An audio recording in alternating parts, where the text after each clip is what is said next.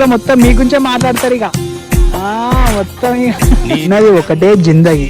ఉన్న రోజులు family some ఇట్లా లైక్ ఫోటోషూట్ అందరు వేయాలండి. సో చూడండి ఎంత హ్యాపీ గురు వీలైతే అసలు క్రేజీ.